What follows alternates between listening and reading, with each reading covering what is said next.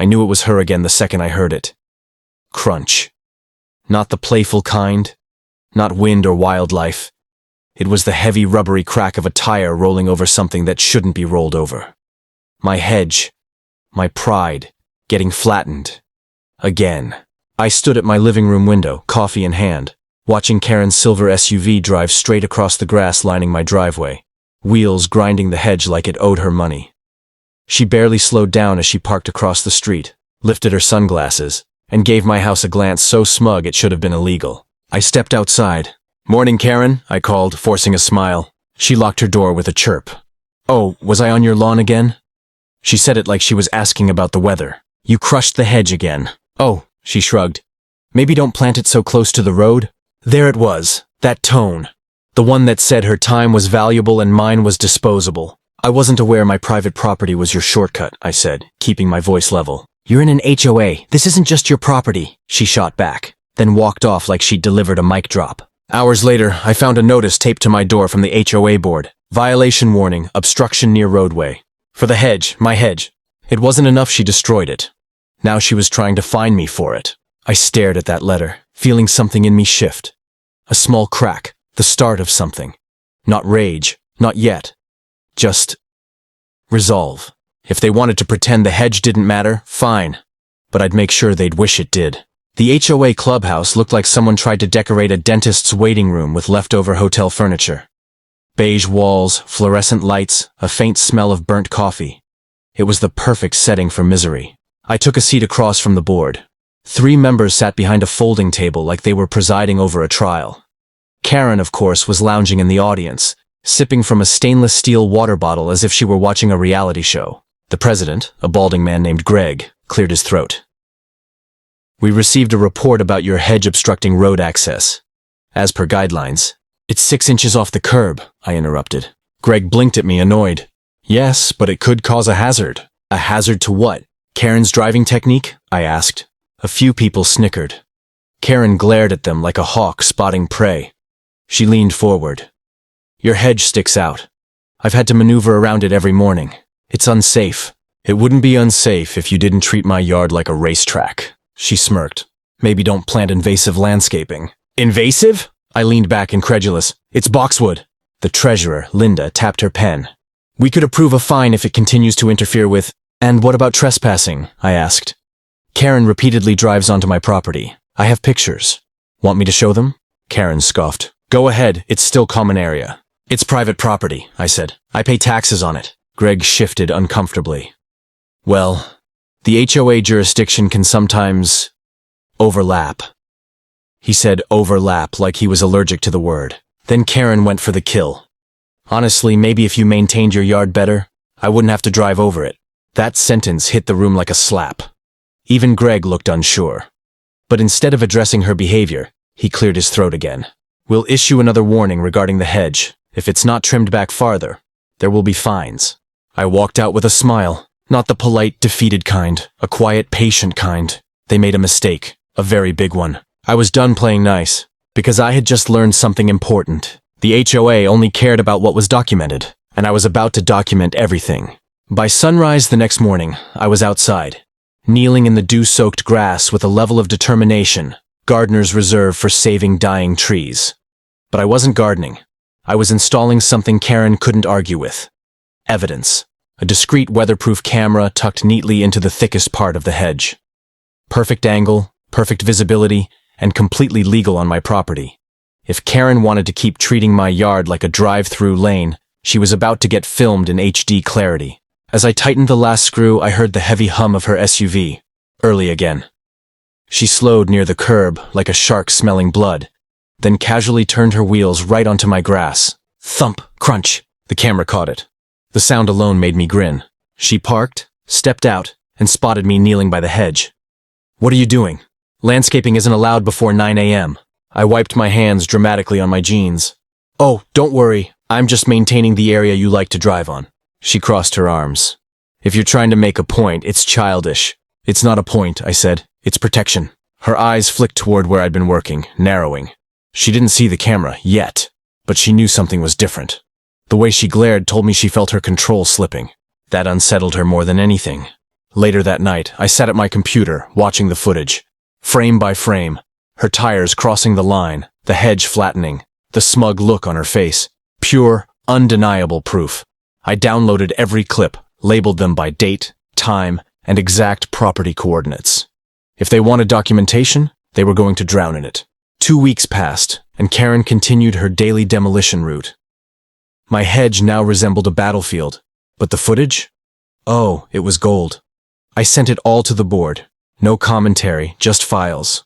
They responded with a single sentence. We will review this at the next meeting. No apology, no acknowledgement. That's when I knew something worse was coming. HOAs don't stay quiet unless they're planning something. And they were planning something. The next HOA meeting felt different the moment I walked in.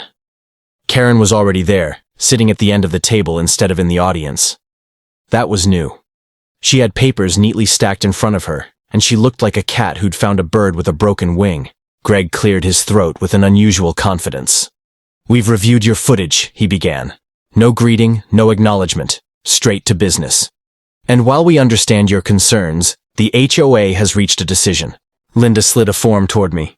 Your hedge is to be removed within 14 days. Removed. Not trimmed, not adjusted. Removed. Karen leaned forward.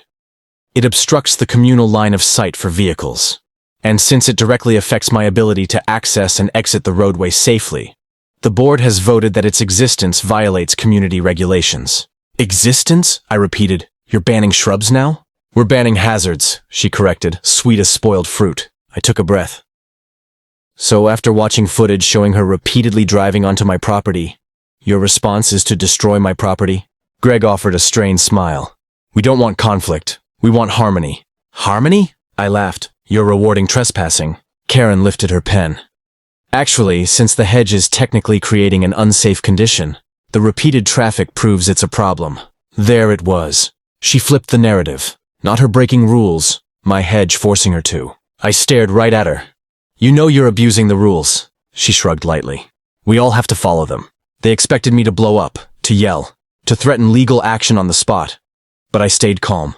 Too calm. I signed the paper without hesitation. Greg blinked. Karen's smile wavered. Oh, don't worry, I said, sliding the form back. I'll remove the hedge exactly as instructed. No more obstructions. Nothing for anyone to drive over. Karen raised an eyebrow, suspicious. Good. That's what's best for the community. I nodded. Oh, it will be, trust me. Because they'd just given me written permission, official HOA documentation, to modify that boundary area. They thought they won. They just handed me the weapon. There's a certain peace in doing exactly what you've been told. I waited until the 30th minute past sunrise, well within HOA-approved hours, and began the removal of my hedge. Neighbors walked dogs, jogged past, watered lawns. They expected drama, maybe a meltdown. What they got instead was a quiet homeowner digging up shrubs like he was planting memories. Karen watched from across the street, pretending to check her mail for a full 20 minutes. I could feel her eyes on me. She wanted triumphant chaos. I gave her polite gardening. By noon, the hedge was gone. Every leafy branch hauled off, every root carefully removed. I left behind a long, narrow strip of exposed soil, smooth, flat, freshly raked. Then I installed what the HOA had unknowingly approved. A reinforced concrete edge. Not a curb. Not a barrier. Just a legal, low, solid divider flush with the ground, 1 inch above the roadway, marked in my permit as erosion control. It wasn't decorative. It wasn't pretty. It was a car killer. Steel rebar interior. Concrete blend rated for commercial trucks. Tapered edges that looked deceptively gentle. Perfectly legal. Perfectly documented. By sunset, Karen sauntered over. She inspected the strip of bare dirt and the subtle lip of concrete. Huh, she said. Didn't think you'd actually listen. Oh, I always listen, I replied. You were right. No more obstructions. She smirked. Good. Now maybe people can drive properly around here. I looked her square in the eye. I'm counting on it. She didn't get it. Not yet. 2 days passed. The concrete cured. The dirt settled. My yard looked painfully plain. HOA approved plain. That following Monday I heard it again. Not crunch. Not thump. Something worse. Something sharp and expensive sounding. Skra-appa-tudbang. I ran to the window. Karen's SUV was angled halfway off the curb. Front tire shredded. Bumper cracked open like an egg on asphalt. She sat behind the wheel, stunned, as steam hissed from the undercarriage. Her car hadn't crossed into my yard. My yard had defended itself. Slowly she opened her door, staring at the concrete edge like it personally betrayed her. She never imagined a trap could be legal. But the best part? She wasn't the only one who hit it. And someone else was about to get even angrier than she was. Karen wasn't alone. That same afternoon, an unfamiliar sedan rolled down our street. New visitor, nice suit, Bluetooth earpiece. The kind of person who doesn't usually show up unless paperwork is involved. He pulled up just a little too close to the concrete edge, and... Skrrd crunch! The grinding sound echoed like nails dragging across metal sheet. The man slammed on the brakes, threw his hands in the air, and got out to inspect the damage. I stepped outside just as he realized a chunk of his bumper had been bitten off. His face turned red enough to match brake lights. "What idiot installed this?" he barked. Karen marched over on cue, still flustered from her own collision. "It's his fault," she said immediately, pointing at me. "He did it to target me." I raised a hand politely. "Actually, it's HOA-approved erosion control. I have the signed order if you'd like to see it." The man whipped his head toward her. "You approved this?" he demanded. Karen froze. "Well, technically we voted on the removal of the hedge, but—" "You're saying you ordered an exposed barrier with no warning markers," he snapped. Then it clicked. The suit, the attitude. This man wasn't just a visitor. He was the property developer responsible for the neighborhood's insurance compliance. And his car had just been introduced to my concrete masterpiece. Greg arrived next, jogging awkwardly, sweating through his polo. His voice trembled. "Whoa, okay, let's calm down." But the developer wasn't having it. "This community will be liable for every vehicle damaged here unless this was properly permitted. Who designed this? Who authorized it?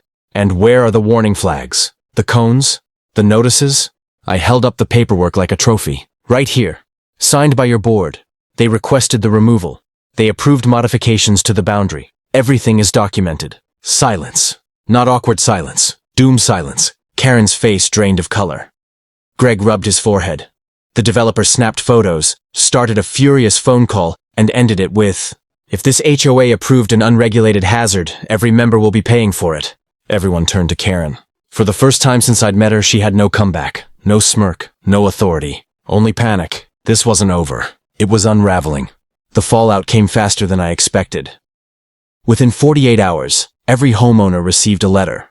Not one of those passive-aggressive reminders, but a certified notice stamped in red. Emergency HO meeting, mandatory attendance. People showed up angry, not mildly annoyed, full-blown, pitchforks in their eyes angry. The concrete strip had claimed 6 cars in 2 days. 6. By the time I arrived, Karen was already seated at the front table, pale and defeated. Greg sat next to her, rubbing his temples like he had a migraine made of regret. Linda was nervously organizing stacks of papers nobody asked for. The developer stood behind them with a file in hand. He tapped the microphone. "Due to negligence by this HOA board in approving an unregulated modification, the community is now liable for damages caused to vehicles. Estimated cost so far, $27,000. Gasps, murmurs. A couple of neighbors openly swore. The developer continued. "Furthermore, due to the board's failure to enforce trespassing laws and their targeted punitive actions against a homeowner, additional litigation may follow. A board recall is being recommended." Then came the best moment, the vote. Hands shot up like rockets. Nearly every resident voted to remove the entire board. Karen tried to stand and argue, but her voice cracked. "This is being blown out of proportion. He set us up." I calmly stepped forward. "No, I followed the rules you gave me. Exactly. You taught me them." The room actually applauded. Not for the concrete, not for revenge, for karma finally parking in the right driveway. The board was dissolved on the spot. A temporary committee was appointed by the developer. Papers were signed, reparations were discussed. My erosion control stayed exactly where it was, now with proper reflective markers, courtesy of the HOA budget. The next morning, Karen's house had a for sale sign on the lawn. She didn't wave when she left. She didn't glare. She didn't speak at all. I stood at my driveway, sipping coffee, enjoying the silence she once polluted with entitlement. The hedge never returned. I didn't need it anymore, because the boundary had already been established. Not with plants, but with rules. Their rules. And I simply played better.